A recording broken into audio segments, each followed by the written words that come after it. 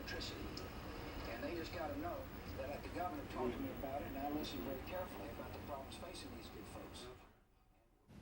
The Bush administration has had a clear set of priorities. It's Iraq first. The money that might have gone to rebuilding the levees around New Orleans were drained for the Iraq War. And that's where the Bush administration wanted it to go. And it made clear decisions, many decisions over a period of years to take that money from New Orleans and flood control and put it into the Iraq War.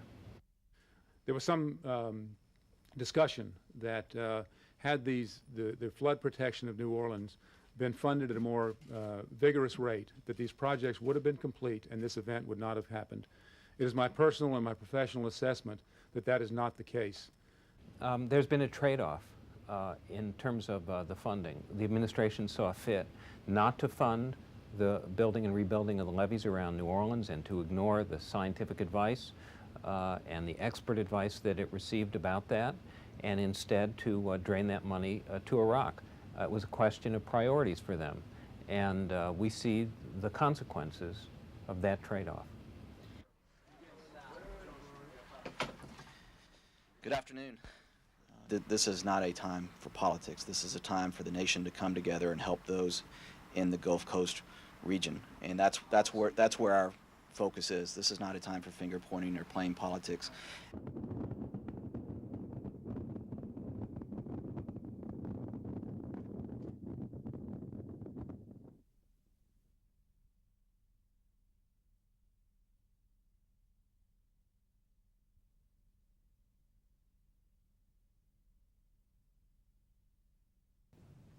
I pledge allegiance to the flag of the United States of America and to the republic for which it stands.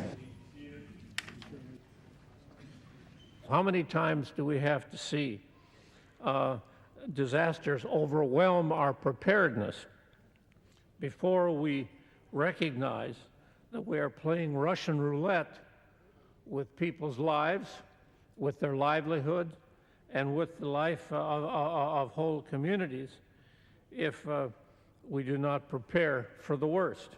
The order. Gentlemen? Yes. We watch TV and we see the looters, and much has been made about the looters who are coming and looting in New Orleans.